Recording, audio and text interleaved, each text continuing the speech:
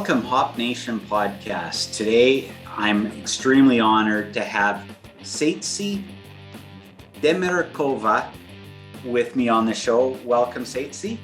Thank you so much for having me. It's truly our pleasure. For those that do not know who Ceitci is, I'm going to give a brief bio.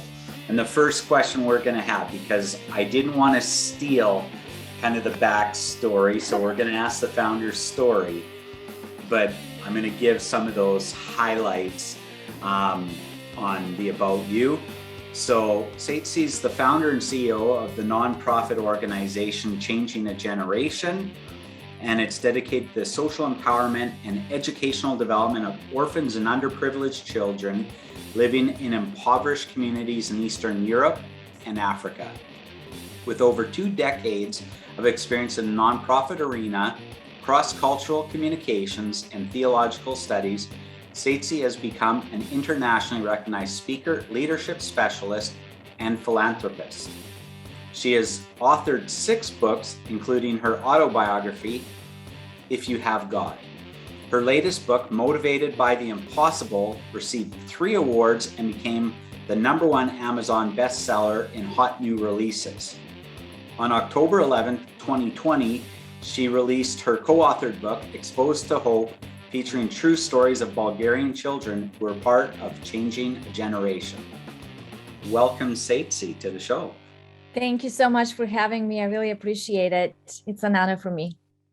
Well, after first meeting you through Nicole Jensen and the group we're both through, and hearing the work you're doing, I was personally inspired. And, you know, being a high performance podcast, anytime I can find people who are changing the game and really up-leveling themselves, but more importantly, building a better kingdom for everyone, in a way that's performance with impact.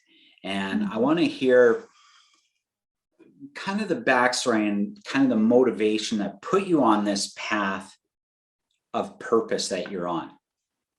Well, so as you introduced me, I'm born and raised in Bulgaria, former communist country. So for the first 16 years of my life, I grew up under dictatorship, not knowing anything about the world outside of just the communist leadership. And at age 7, my mom was pregnant with my sister. And when she gave birth at that time, unfortunately, my sister ended up passing away in the hospital. And the reason I emphasize that is because I believe we all have different defining moments in life.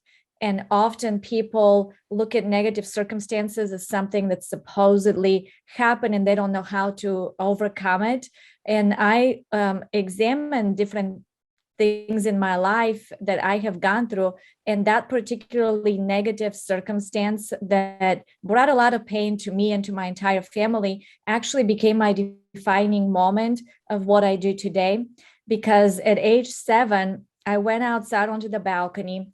And the reason I mentioned we were a communist nation is because in communism, you were not allowed to believe anything outside of what the Communist Party demanded for you to believe. And anybody that disregarded that was either imprisoned, concentration camps, killed, tortured. And so going outside in the middle of the night, dark, gloomy, I looked up, and I felt like somebody out there beyond the sky knew who I was, knew me by name. And I said, one day when I grow up, I'm going to help as many boys and girls in honor of my sister. And it just felt this comforting thought in my life as a 7-year-old child that I have a bigger purpose than what the Communist Party is telling me. I had absolutely no idea who that could have been at that time, but I do believe that God was speaking truth and purpose into my life as a child that had absolutely no understanding of what is really happening. And then the following year, because I became so depressed and suicidal, by the time I was 8 or 9, I was already not wanting to live because of just the oppressiveness in the nation. And my parents wanted to make me happy. And so they thought, okay, we will go and let's adopt a little boy from the orphanage so that we can, restore that joy back to you so you would have a sibling. And we started that process. And long story short, that adoption also didn't go through because we were not very rich. And the orphanage came back and said, because the boy has a lot of health challenges, we are not going to be able to take care of him. And they didn't release him for adoption. And unfortunately, a few months later, he also passed away from just lack of physical touch, malnutrition, whatever else was going on in his body that basically brought him, to death. And at that point, now at 8.5, 9, I remember going back to the balcony, looking up and thinking to myself, one day when I grow up, I'm going to help as many boys and girls in orphanages just in honor of this little boy that couldn't live longer than 5 years of age. And so at that time, I had absolutely no idea that God was birthing that dream into my heart. But at 16, communism fell in Bulgaria, and I heard about the gospel, I heard about Christ, and that's when I found my purpose. That's when I found restoration and hope for my life, for future. All of those suicidal thoughts, all of that purposelessness that I was holding, depression that I was living with, pain. I know that it's a journey, but God healed me almost in an instant from all of that heaviness. He removed it. And I felt like, okay, now it's my turn to give something to the world. And now that I know Christ, I believe that everything is possible, that he's going to make it possible. And just to kind of speed things I up. want to pause for a second, because between that 8.5 and 9 and 16, was that like still a dark period and kind of that grieving and Very much where you were still struggling with the suicide and yes, depressive thoughts? yes. I was suicidal until I met Jesus. Every year I tried different ways to either kill myself or harm myself because of just internal pain. And I was the only child, so I grew up very shy, very insecure around people. I was called every single day in school the stupidest child, that I couldn't retain information, that I couldn't do anything with my life. And so even the teachers would speak literal death over me. And so I felt like I have no reason to live, like nobody wants me. Obviously, I knew my parents loved me, but as a kid, when you have a lot of trauma, what happens is your mind doesn't process correct information, and then you only look at everything that's happening in a negative way.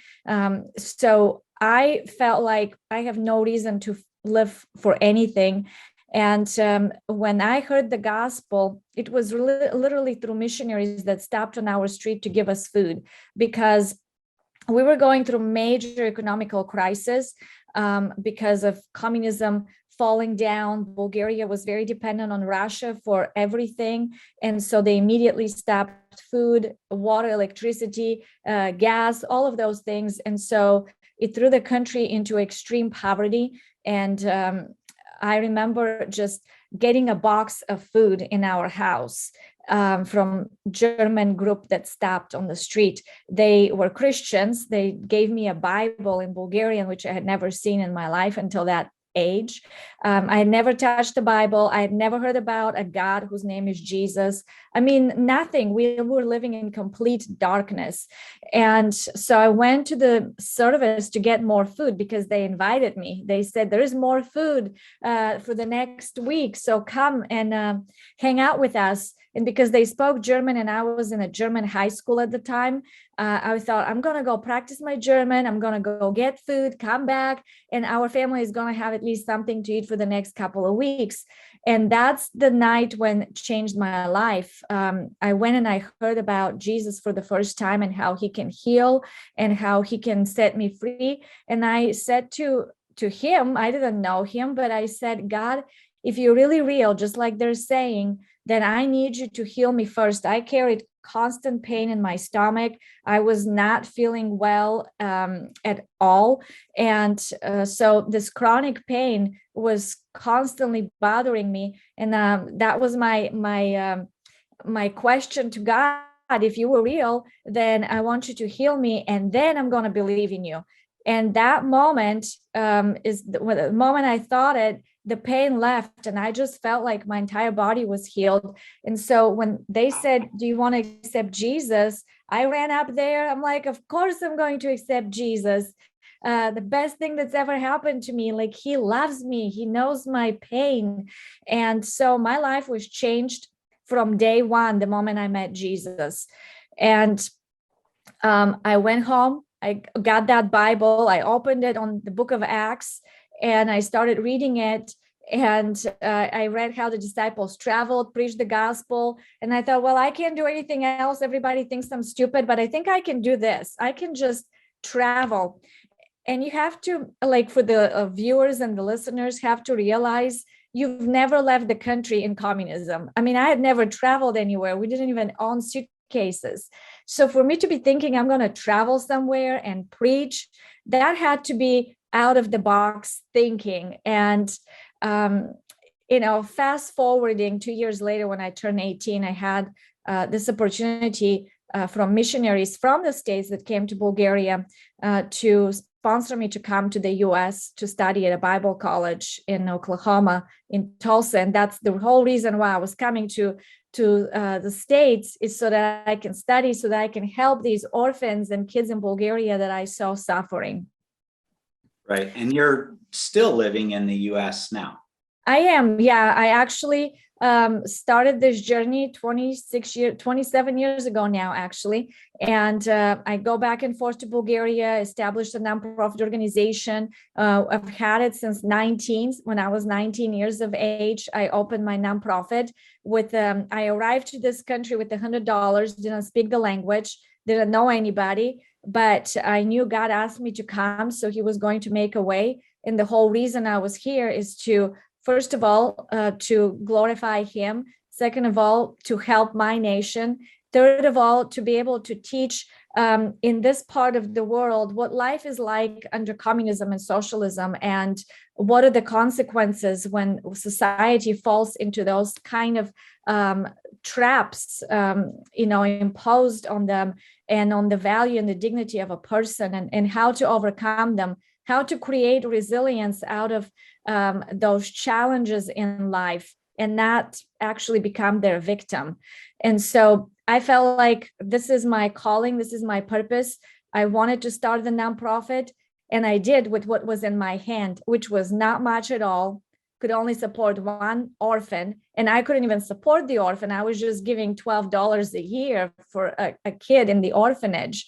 And my vision was, we're going to reach as many kids as possible as soon as I get more funding. But I had to start from somewhere. And now we've been here for 26 years with my nonprofit organization, reaching thousands of kids.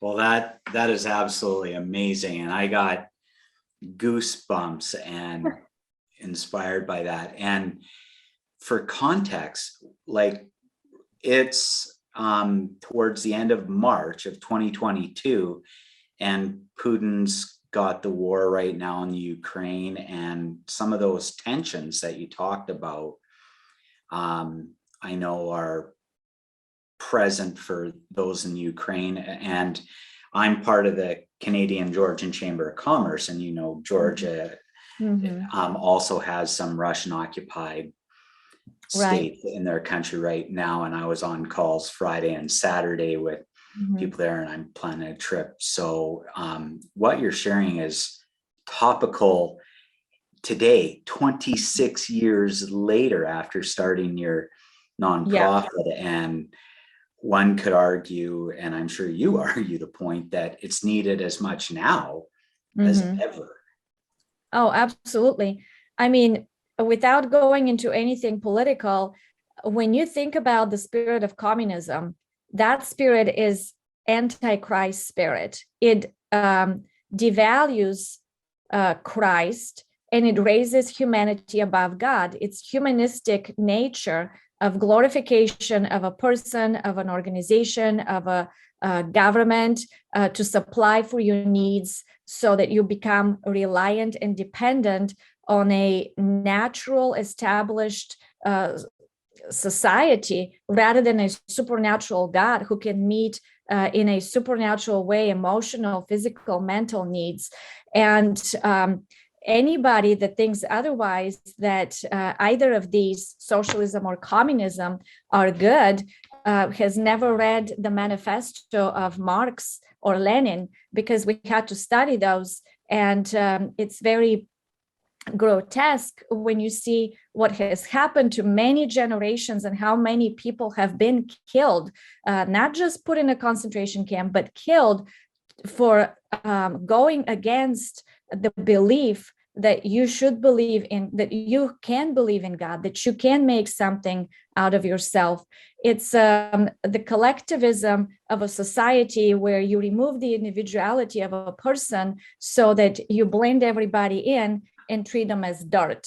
And when that happens and you lose who you are as a person, you also lose your personal responsibility for your own actions, behavior, beliefs. You just blend in, and it doesn't matter if you lie, cheat, steal. That's why these societies in those nations degrade to that level of corruption, because there is nobody that wants to take responsibility for personal actions. Well, and we can lose our soul for the sake of safety. Exactly. Say. And, you know, we seem pretty hollow if we're walking around without a soul. And for those on, listening to the podcast that, may come from different faith backgrounds, I've studied the majority of the world religions, and I know you have a background as well. So you have broad knowledge of other faith-based. Oh, yeah, absolutely. And the core underlying, at least the top 7 to 10, would be love as, a core value of how to live out their faith. And even those who are agnostic, that's a universal value. Yeah. That we want love and feeling that we have something to contribute and meaning. And, your decision, at 16, and the profound effect of those missionaries who brought you to Christ is what gave you this new renewed sense of purpose and meaning, which now you've taken that investment decision you made and created an ROI that is this ripple of impact. Absolutely. Well, and when we look, a very good summary and point that you just made, because when we look at the human potential, we're born with 100% potential, and attitudes, habits, beliefs, and expectations is what causes us to fulfill maybe 1% of that potential that we're born with. And depending on the society, depending on the environment that we're placed in, we can either succumb to that environment if it's negative, or we can actually overcome it if we have somebody that shows us a path forward.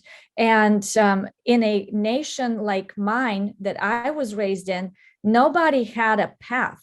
We were all living in just pure darkness.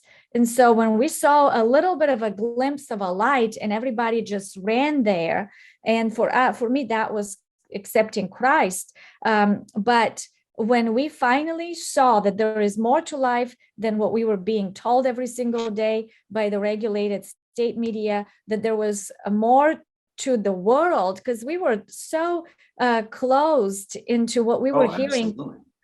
We never heard anything about anywhere else outside of just our little Balkan countries and Russia.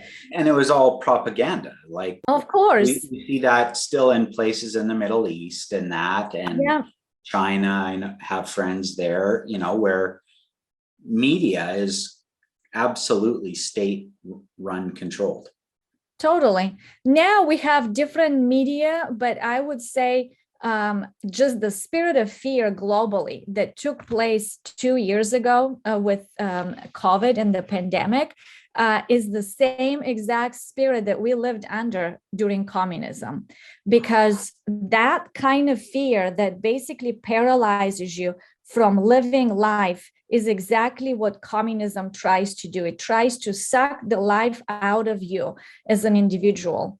And like I said, these are my personal experiences. I'm not a political figure, but what I can say from personal experience is that you cannot set yourself free from a bondage.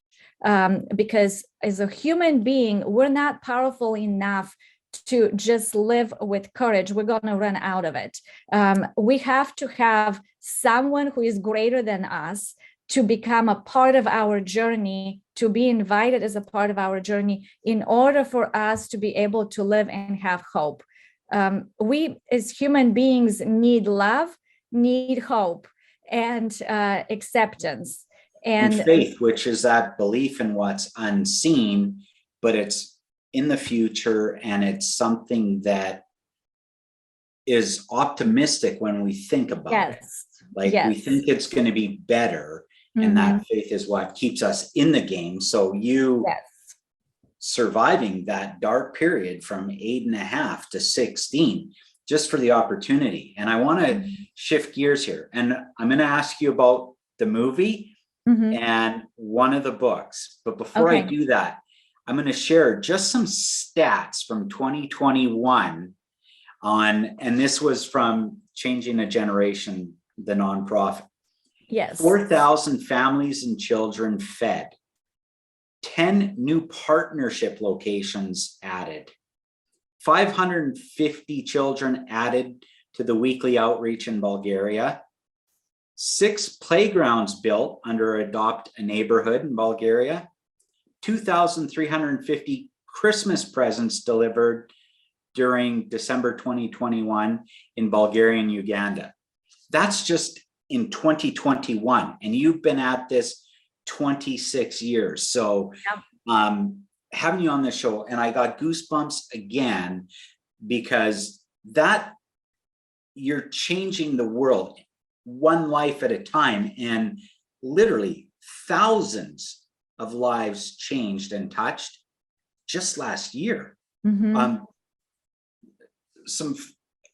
Add some flavor to what I just did in terms of the numbers, and what maybe you have for a vision and ask of potential audience people. And I will make sure we share links to the website and how to get involved. But what would you like to add to what I just said? Well, when COVID happened and everything was shut down, as an organization, we were allowed to bring humanitarian aid. So we actually never stopped running our programs, visiting the kids, providing food. And people were living, when we say lockdown in the Western side of the world, where you have a house, that's one thing. But on a lockdown on the other side of the world, where people actually are living on the street, that immediately brings death to them, and not just from sickness, from starvation. And so we saw a lot of those kids going hungry. Everything is shut down, like below the poverty level lifestyle. And unless we were there to give them a box of food, which those boxes of food that we were providing were supposed to last up to 4 weeks. And then 4 weeks later, somebody would go and visit the people, see the kids, see if they need more supplies, whatever was needed, so that we started with just 120 people that were about to die from starvation. And I went online, I made an appeal, and I said, I just need immediate help to help 120 people. And the help was so enormous that within 24 hours, we were able to help 240. And then the money kept on coming. So we ended up feeding and helping 4,000.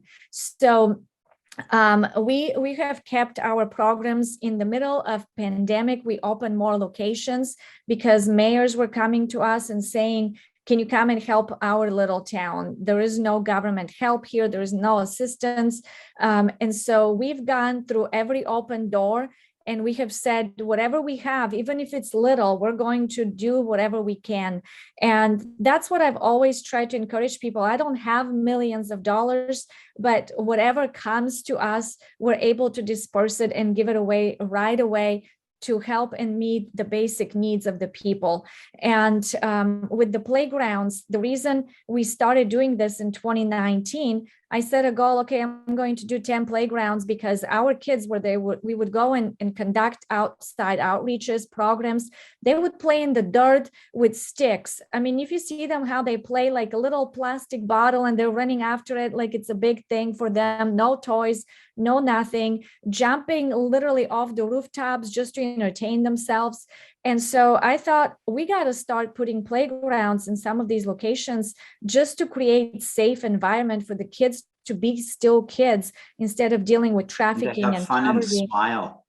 Because like you And said, growing up, it was tough yeah, to find your smile, exactly. right? So I don't know too many kids playing in a playground that aren't yelling and happy and smiling. They are. And people can go online and see the videos and the pictures because when we build a playground, it's not just the kids that show up, it's the entire community that comes and celebrates together. And these playgrounds bring the whole village, the whole little town or city together to say, hey, we're still a community, we're still celebrating something.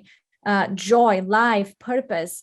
And this next month in April, on April 15th, we're going to open our 7th playground. And, my goal was initially 10, but it looks like it's going to be more because more and more people are catching the vision and helping us build these playgrounds. And it has been amazing opportunity how out of one little seed, one small idea, as you continue to move towards it, it becomes bigger and bigger, and more people benefit from it. For those of us who step by faith out there and start doing something, even if we feel like, okay, this may fail, but I'm going to try it anyway and see how many people I can help. And so far, we have not failed. The Christmas outreach in December was our biggest one yet because the kids, everything was on a lockdown again in the winter of last year in Bulgaria. Up until pretty much January, February, everything was restricted. So very hard to get around and minister to the kids or gather them in big groups. So what we decided to do is our team just went almost house to house in some of the places that were not allowed to meet in big groups. Then other groups that were allowed to come outside and have Christmas outside. I mean, freezing cold weather, snow, ice. They're out there running, wanting to receive the gift. It was, for most of them, this is their only Christmas gift that would have received from us. And the joy of just the simplicity of what these kids receive, for anybody that is not happy with their life in the Western world, I really want to encourage them, go to a country like Bulgaria, spend at least just 1 week. You're going to be changed and grateful for what you have. And you're going to see how to find simplicity in the daily life and find joy in that simplicity. Because for us, that's what keeps me going. Seeing the kids, seeing lives changed. We don't discriminate if a child doesn't know Christ or comes from a Muslim home or from a family that is atheist. We come and we bring the gospel and we say, hey, here is food. Here is, you're in need. Here is clothing, shoes, whatever you need. And we do it in the name of Jesus because I want them to know I do it out of my love for Christ and for them. But if they don't believe, we're not going to leave them, stranded on the street. So that's what I believe the gospel is all about, bringing it to the people with need, giving them the love of God, and they can discover God's love in the middle of all of these circumstances, but somebody has to show up. Right. And I love that because it's then not about your agenda. It truly is about the agenda of those in need. And, some will have an experience like you did at 16, where Mhm. someone helped you and your family, and it touched you and changed your life, and you made the decision you've made. Now, I want to talk about your book, Motivated by the Impossible. First, I I have love it right here. the title. Look at that. And that's always good because I want people to see the title and what it looks like, because with a title like Motivated by the Impossible, you might do a Google search and other stuff comes up. So thank you for sharing that. I'll put a direct link to the book on the podcast notes, but tell us a bit about the book and what motivated you to write Motivated by the Impossible. Yeah, this book I consider my life work, because I put so much thought and really research and writing and all of it, because I wanted people to really grasp the idea that a lot of times when you're asked, who is your mentor? Who did you have in your life that mentored you? I can't really name just one person. I mean, I have a lot of good friends, and I have a lot of leaders that I have looked up to, that have spoken life into me and mentored me along the way. But for me personally, it has been my invisible mentors, I call them. Those are all of the negative circumstances in life that have happened, that have tried to destroy my life. And I have used them as a mentorship program of discovering what is the purpose in the middle of the hardship. And so the Motivated by the Impossible book is really teaching people how to overcome any impossibility, past, present, or future, that shows up in their life, that maybe it was created by somebody else. Maybe it's because of our own doings that we came to this place. But how to see all of those challenges as invisible mentors and have practical tools on how to walk through them in life. So I combine psychology principles, because I also studied that in connection to how our mind, emotions, and body work through traumatic circumstances in life.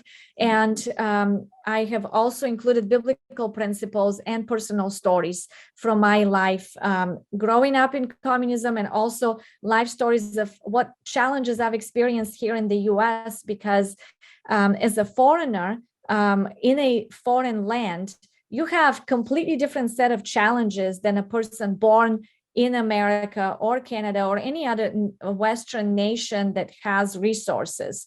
And so starting with nothing in my hand, with basically nothing, with those $100, and being able to be the person who I am today, I wanted to show people the authentic journey that I'm on, and so that they can see themselves within that journey. So I provide the principles, but everybody writes their own story. And I really wanted to take people on that interpersonal journey, introspective journey of their own life, so that they can see, okay, I really can overcome this, and I don't have to be a victim of my circumstances. I love it. And I want to draw in on maybe one or two of the chapters in the book. There's a chapter, chapter 1, Dances on Hot Coals. That's right. That's the first one. Yes. Dancing on Hot Coals. Did you read the whole chapter? I've read the chapter and kind of excerpts. The book's on its way, but haven't received. And I have, I think the Kindle version right now. Yes. So the way I constructed these chapters is I wanted to make sure that I had some unique story connected to it as each chapter unfolds and builds onto the next from the previous one. And then to create it in a way that is simple to read and to understand, because psychology could be a complex subject, and people can make it even more complex with the terminologies that are used. So I spent a lot of time simplifying complex ideas and principles. And when people read it, they would understand it, and they would say, wow, I totally get it.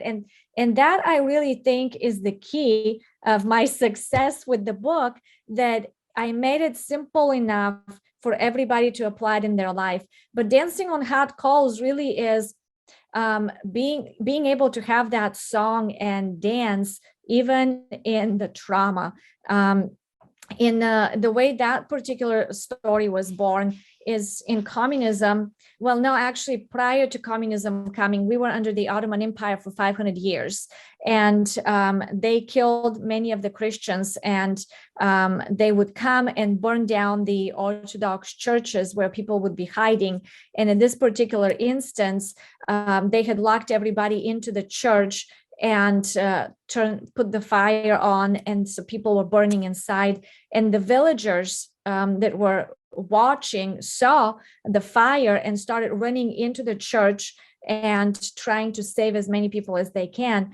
And what they came out of that story is that nobody got burned while they were saving somebody else out of the fire. So it became this powerful story that was told from a generation to generation. And so there was a particular dance in Bulgaria that's called nestinarstvo, where they dance, men and women. I can't do it. You have to be really specialized in that, over hot burning coals. And they move their feet in such a way that the fire never burns the ground of their foot, because it just creates enough. I guess the foot has a lot of water in it on the bottom of the sole. And so it minimizes the fire underneath it. And so they can never get burnt by the way they dance, but they have to move their feet fast enough in a certain type of a rhythm of the music so that they don't get burned. If they stay on it, then they're going to get burned. And so I put that whole analogy into practice, and into a principle of how to walk and move through life in the rhythm of the music. And even when it slows down, if we have the resilience inside for us not to slow down according to the drum beat of the life, but according to the drum beat of our vision and of our passion, to maintain that beat inside of us. I love that, because we're all going to be faced with obstacles, challenges, or setbacks in life. That's just human condition. Yes. And the magnitude and what it is for people will vary, from extreme severe instances like you shared to inconveniences, when you're coming from a place absolutely. maybe of blessing or privilege. Yeah. Now, you are someone who's highly motivated and driven, and you have a new project that's a movie now. Tell us a bit about this latest movie project that you're involved with. So my husband actually works with film. He's been doing that for over 20 years. And through the company that he's been working with, Revelation Media, they produced the Pilgrim's Progress movie, came out in 2019 in theaters here in the United States. And then it has been translated into 29 languages. Bulgaria is the 30th language. And the book itself has been written by John Bunyan in the 1600s while he was imprisoned for his faith in England for preaching the gospel. And while he was in prison for 12 years, he wrote the book. It's actually two parts of the book. The movie is the first part, is the journey of this man by the name of Christian out of the city of destruction, trying to find purpose for his life, and finding this amazing book that gives him hope. And he takes off, leaves his family, leaves his friends, and everybody thinks he's crazy. And so it's in Bulgarian, that particular title is translated The Traveler. And so it's basically how we're all traveling through life in search of significance, in search of something greater, in search of hope and love. And we similar to Joseph Campbell's The Hero's Journey. Yes. Yeah. And so we were able to work for the last several months with a very talented young man by the name of Petar Bajkov, who is only 24. He just turned 24 today, actually. And he dubbed all the voices. Yeah, exactly. Happy birthday, Peter. He dubbed all the voices in the film and did the entire film, like the production of it and the dubbing of it, including the drawing out of the title Puteshestvenika in Bulgarian so that it matches the English title and animating it into a 3D version. So it has been an amazing opportunity to just see how that film is going to reach now the entire nation of Bulgaria, because it is coming out in theaters on April 8th. That's where we're leaving for Bulgaria to go and be a part of the release, to do a few different premieres, interviews about it. And in a time just like this, we hadn't planned, we had no idea that war is going to be breaking out in Ukraine and Russia's involvement and all that. We planned this last year, started the project in July, August, started working with Peter in September. And then now that it's coming to fruition, I'm beginning to realize, God's plans are always higher than ours. And I'm so grateful for that, because this movie is coming out this Easter in Bulgaria to give new life to the nation that is once again bound by fear. The entire European continent at the moment is in fear of what could happen, how everything is going to play out with this war. Nobody knows every single thing. I don't think we even know a fraction of what's really happening unless we're right there in Ukraine. So I have to say that all the refugees that we're receiving right now from Ukraine, and they're coming, millions into Poland and now through Romania into Bulgaria, they need new life, they need hope, they need restoration, and most importantly, acceptance and love. And so this film is going to be for everybody. It's going to be in all theaters. We're also giving it to a few churches who have requested to join in our journey of giving hope, and they will also show it in their churches throughout the country. Invite people who will, the poorest of the poor. We're always trying to reach people who are not going to be able to get a ticket to a movie theater, but they can go to the church and see the film for free. And so, especially the kids. And so that's been clear. This is like when Mel Gibson did Passion of the Christ. It was something that appealed to a broad audience because of absolutely underneath, and that even though it's under a Christian lens. So actually, that's the reason we are approved to show the film, because nowhere in the film does it talk about God or Jesus. Everything is about the King and us going and looking for a kingdom. And so it's an allegory. The entire film is animated and it's an allegory. And I think with allegories, that's why Jesus always used, stories and his greatest leaders in history have been the best storytellers. Yes. And because everybody, the way our mind works is we receive information according to the need that we're in at the moment. And so when it's an allegory, everybody can see themselves in that journey. I don't have to explain to them what the journey is about. Their mind will fill in the blanks of their own journey, of their own challenges, and how these challenges that Christian was faced with, and he was able to finally overcome and get onto the other side, that they can also do the same thing. So the film is powerful. And if the book has lasted 3 decades and is the second most read book after the Bible and the most sold around the world, then, I don't have to worry about the movie. The movie will have the same effect because truth lasts and outlasts everything else. I love it. And, also truth gets exposed at some point. Yes. Right? People can be untruthful or do things that are counter to truth, Mm-hmm. but it's not sustainable. And, Yeah. and now where there's a heightened level of transparency, Mm-hmm. it gets exposed a lot quicker. Yeah. And the lack of control, Mm-hmm. that can exist now to control the narratives.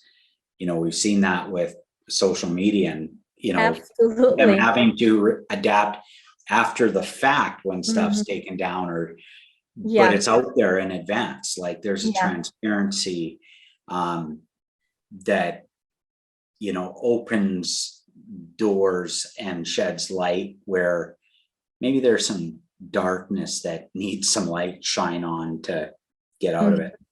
Yeah. Now, I know you're getting ready to literally leave, so I want to honor your time. But before we take off, I want to ask, because you have to have a lot of habits and principles to perform and do everything you do and show up with Mm-hmm. consistency and energy and passion.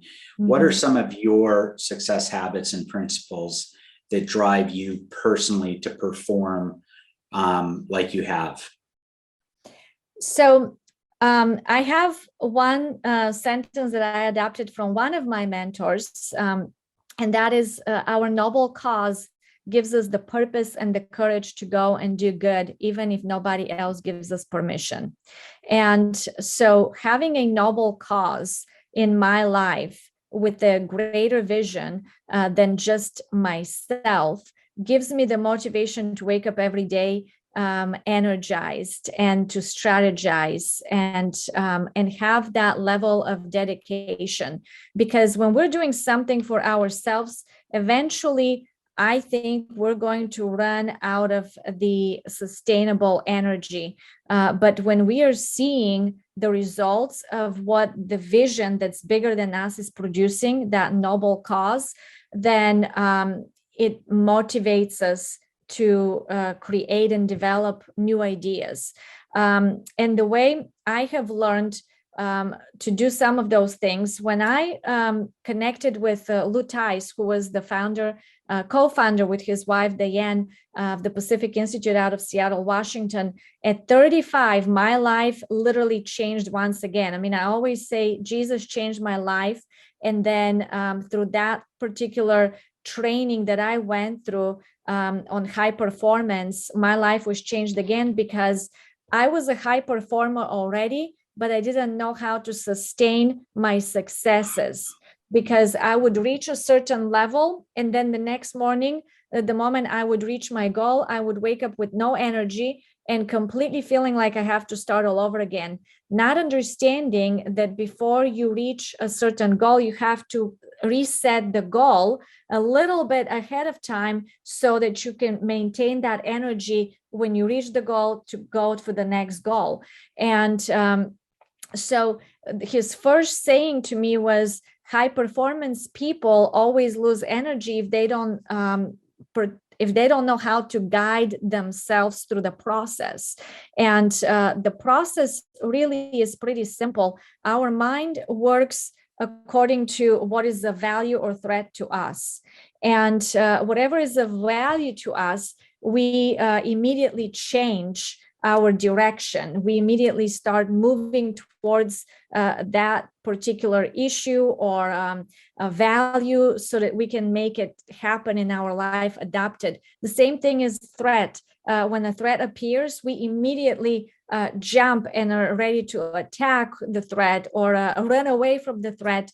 But what I have learned is that in the past, not knowing what I was doing appeared as a threat to me. And because it appeared as a threat, I was always reluctant. And when I would be sending out newsletters, when I would be making a call to somebody who may reject me, when I didn't know how to pursue an opportunity, that was a threat to me. My mind was always like, you're shy. I would revert back to my days of living under communism, the shame that I was under.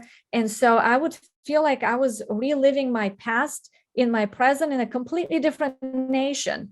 And finally, I had to break that cycle, but by understanding that that threat, I have given it too much value, that my value as a person, who I am in Christ, who I am developing myself to be, has to be greater than the threat of what everybody else thinks about me. How are they going to label me? And to become who I am on the inside, to live at peace. That was a process. And the reason I say it's a process is because a lot of people can say, oh, I am at peace, I wake up every day happy. But if not everything like that is actually true. To come to a place of complete peace, you have to be in synchrony on the inside and on the outside. Like the internal world is the one that has to dictate your external world, not the external world dictating your internal world. Meaning the external world could fall apart tomorrow, but what is my internal world going to be like? Am I going to succumb to the external world's challenges, or am I building myself from the inside to say I am greater than this circumstance because I've already been through this? So a principle that I thought would be good to share with every person listening and watching this today is, when you achieve a certain level of success, write it down so that your mind can remember it, because you don't want to build from a level of failure. You want to build from a level of success. So each time you achieve something, even if it's a small thing, like people think they have to go and conquer the entire world before they call it success. Success could be getting up and cleaning your room, getting up and learning a new tool of how to use something on the computer. You could have little successes, medium successes, higher successes as to goals and progression. But our mind, most of the time, according to even the research by Albert Bandura, who is, the founder, world-renowned psychologist. Exactly. Yeah. He said people spend more time rehearsing their failures than their successes.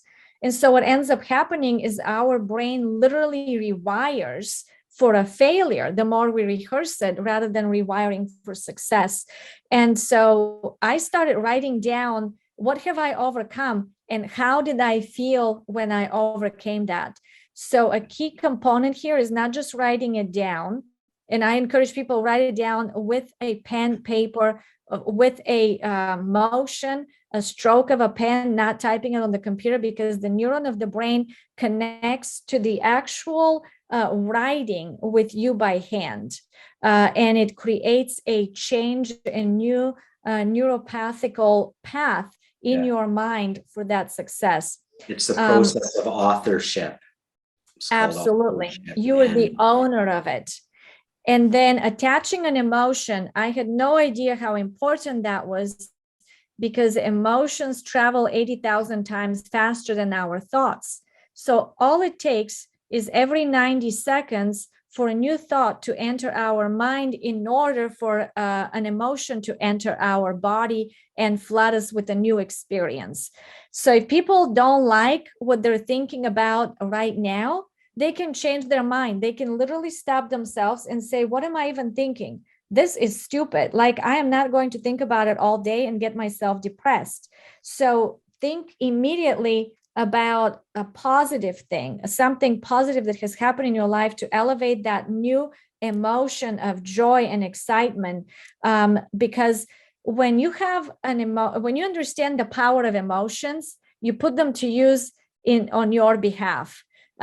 So that's why the power of joy rather than happiness is so different, because the emotion of joy elicits celebration. So you could be happy for a moment, but the next moment that emotion has left you. But that joy feeling is constant. It comes here. It's an understanding of something deeper and greater that you are working towards.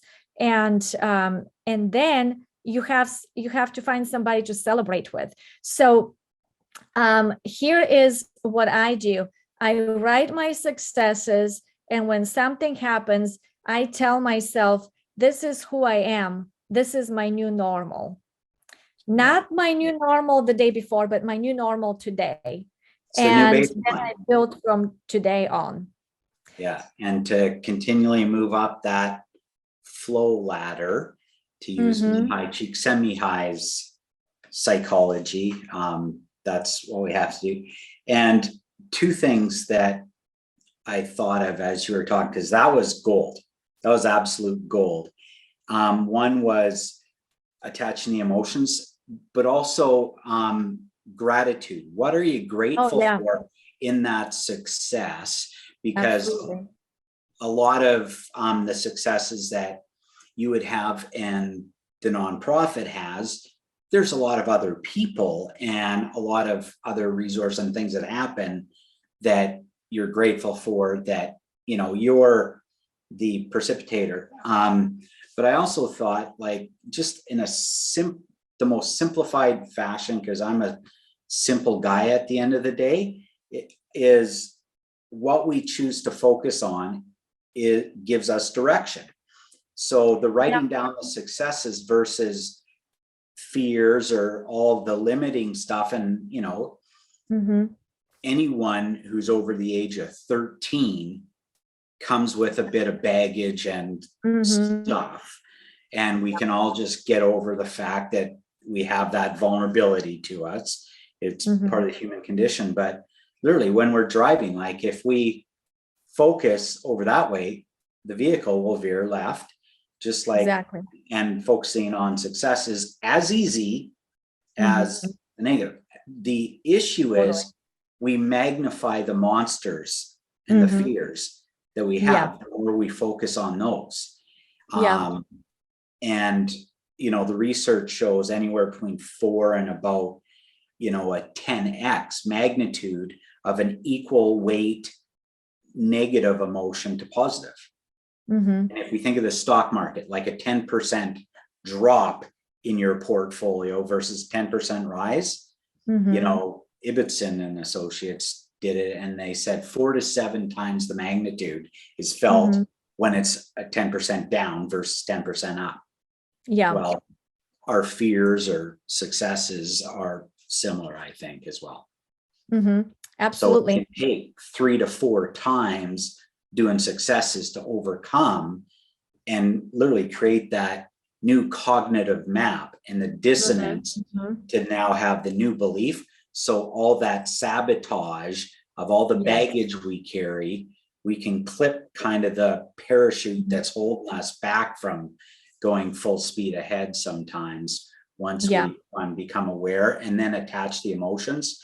Because what I like about what you said there is you're bringing a heightened sense of emotion. So you're getting a magnifier on the positive side versus the achievement of the thing, this stat or whatever. That doesn't, you know, even if I go back to earlier in the podcast, when we were talking about those numbers, we started showing all the people in one area on a big field, couple thousand people showing up on a field looking, going, thank you, changing the generation.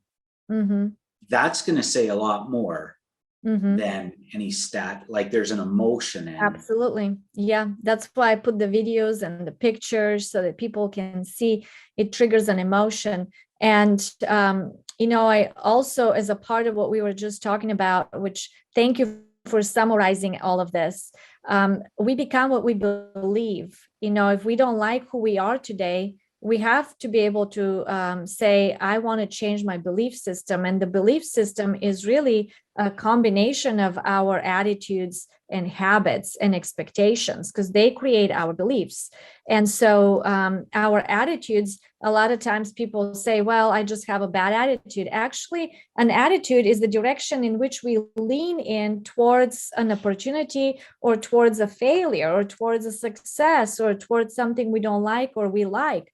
And so an attitude is not bad or good. It's the direction in which we lean and how we perceive this new circumstance or this new opportunity in front of us. And so perception, I often talk about it because it's a key factor in establishing our belief. So if I look at it as a someone that it immediately says, I just don't have any opportunities in life.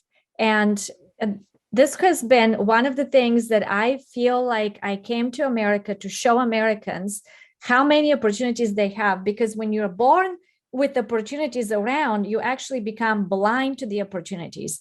When you come out of a country like me with no opportunities, and you show up here, everything is an opportunity. And then now when I go back to Bulgaria, because people are so used to living in a life that's hard, there is not a lot happening. Everything seems like, oh, I just don't have enough. It's a struggle. Now I see opportunities there of, wow, we could do all of this. We could help in this way and that way. So for me, you begin to realize there are opportunities all around us if somebody wakes us up to see them. And our perception needs to be awakened to every single day to say, so where is the opportunity in this circumstance that I can actually utilize for what I'm needing forward into my goal setting or into helping these people. And like I said, a noble cause is the key, because if we just set goals that are selfish, I am going to tell people directly, it will fail. Selfish goals only sustain so much of your ego until you become a victim of your own ego. And when we live to give this, we have to live our life in a way that it doesn't matter if everybody recognizes us, we give 100% of us. And it doesn't matter if everybody recognizes us, not to become now more puffed up to do something more to impress everybody else. Like I tell people, stick to your lane and be your own person, so that you don't, the only person you compete with is you, but not in competition with everybody around you. Excellent. Well, I love it. Those are just a few nuggets. I love it. And your perspective on, the circumstances and positive and negative. Previous guest and a good friend of mine, Harry Nichols, told me it's all useful, because we can use that, sometimes a negative circumstance or tragedy as that impetus to light a fire of inspiration and to take what was once weakness to use it as a source of power that drives forward the change we actually want to see, to quote Gandhi. I think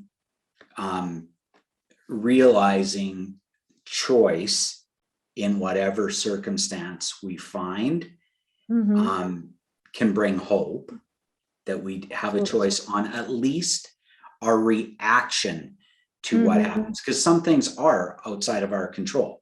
Some of them are other people, environmental, and some are in a spiritual realm. So there's just going to be some things out of our control, but our ability to have choice and then set focus and direction makes whatever it's a success or a setback or tragedy useful. And I think that's awesome. And when it's done with a noble cause, or as my friend Ed Wallace says, worthy intent, that it's not about us anymore and the thing or the stuff. It's bigger than that. And that's where you get the movement and momentum in that. I just realized in the moment, mojo, movement, momentum is the mo. I don't know what Joe is, but we'll leave that to another podcast to figure what the J-O part is. If I could just give one quick example, because this is so far principles and people may not be able to relate to it until they hear an example. So like from my personal life, like I said in the beginning, I was shy, insecure, suicidal, told every single day I can't do anything, can't amount to anything. in school, I was told I was the worst writer of essays. And so I literally had that, and then I would faint in front of people. So for me to be doing what I do today is like absolutely the opposite of what I used to be in the past. So when I learned more about who I am from the Word of God, and then applying the other principles that I learned from just how our mind works, I began to distinguish certain patterns in my life. And one of them was under communism, we were taught extreme discipline. I mean, if you weren't disciplined, you wouldn't be able to survive.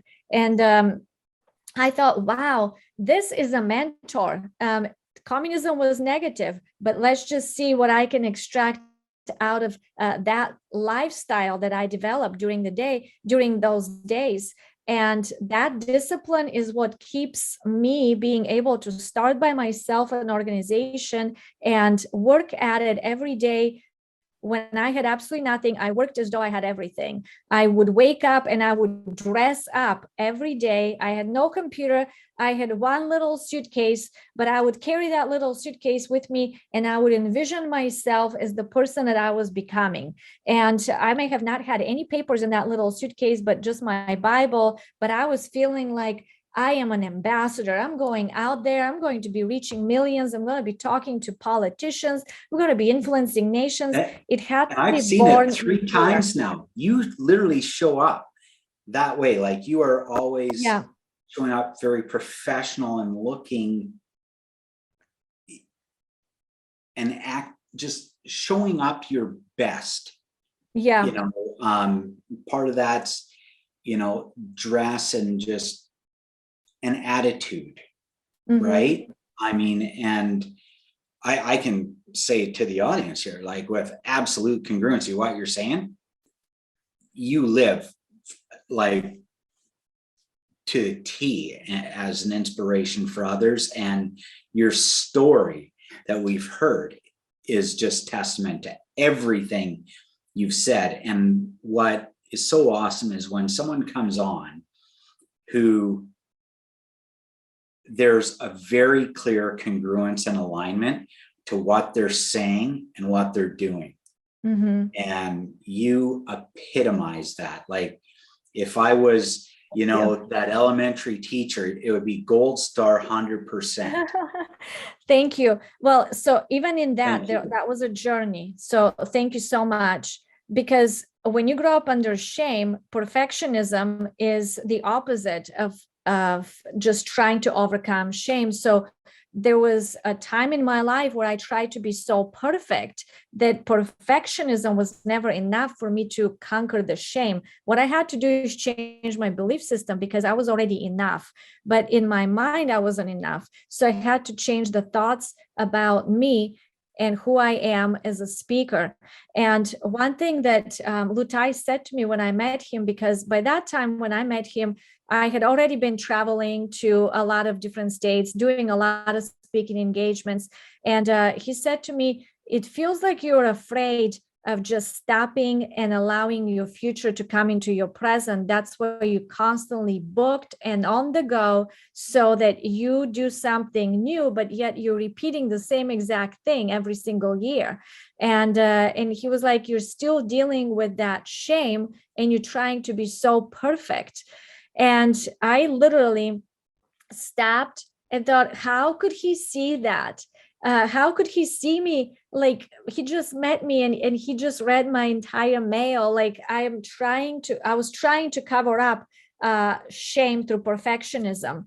And then when I started changing my mind with the proper set of affirmations, and that's what I share in this book. In this book is like the journey of how I overcame so that everybody else can overcome. And there's a lot of exercises too. I want to. Oh yeah, every chapter. There's very much an active participation for the reader in it. Like it's a manual almost with a great narrative to make it real and connect to what you're saying.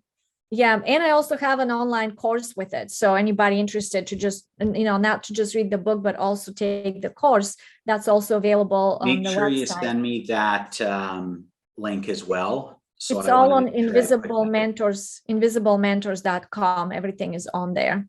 But when you become incongruent with who you are on the inside and the outside begins to match in a different way, you live literally at peace, and the opinion of others no longer matters.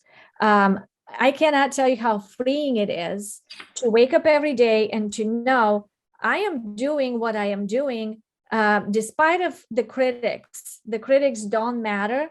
It matters, the person in the arena with you. I love that, the man in the arena. I also have it as a woman in the arena, but by Theodore Roosevelt, that the critics are all around, but the people fighting the battle with you are the ones that matter the most in your life. So let's not try and listen to everybody on social media and their opinion over one post, but ask the people closest to you that know you to speak life and encouragement into you.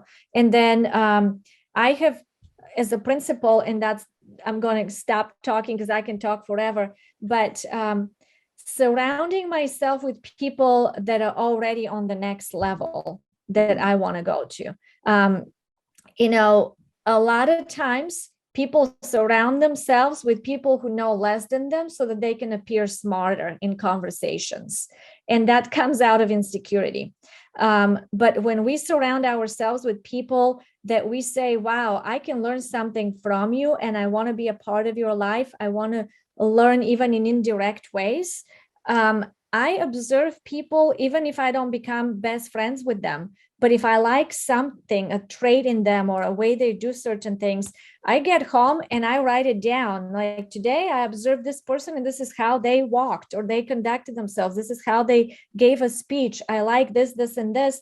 And I begin to envision myself as a part, like, how am I going to adapt that into my life? And envisioning is very key part and a key component into bringing a dream into reality, because God had imagination. He still has imagination. That's why we're created in his image. Our imagination is powerful. Whatever we perceive in our mind, we can actually bring about into the reality, but we have to be able to envision it. And when we envision it, that gives us that motivation and the courage to get up the next day and say, okay, today is my first day. I am going to put my foot forward and to live every day as though it's your last and as though it's your first for 1,000 years. I mean, like literally taking every day and saying, I'm going to make today count no matter what happens. Even when I've been stuck at the airport and on flights or, rental cars break down, you're on the road. People think I live the most glamorous life. And it's not because it's glamorous. It's because of my perception and the way I explain it to people. They think it's so exciting. But if I don't see it that way, it could look just like another person stuck on the side of the road. But no, I am there and I'm going to make that count for something. So, I just want to encourage everybody. We're all on a journey. We're all learning not to be afraid of taking the journey. It's better to take the stairs than the elevator of life, because you want to have a character that sustains your success and not a success that corrupts your character. I love that. And that is actually a perfect way to end today's podcast, is talking about the journey. And I love the analogy of it's better to take the stairs than the elevator of life. Thank you very much, Ceitci. Thank you so much. It was a Safe joy. travels, and you and your Thank you. husband, all the best with the premiere on April 8th in Bulgaria and all the other projects. I'm sure, well, I'll be seeing you in a month or two in the mastermind group we're in. So looking forward to that, and all the best and continued success to you and your family. Thank you. Thank you so much. And I really appreciate it, and a great success and blessings to you as well. Thank you very much. And thank you, Hop Nation, for paying attention. Have a great week, and we'll see you next week.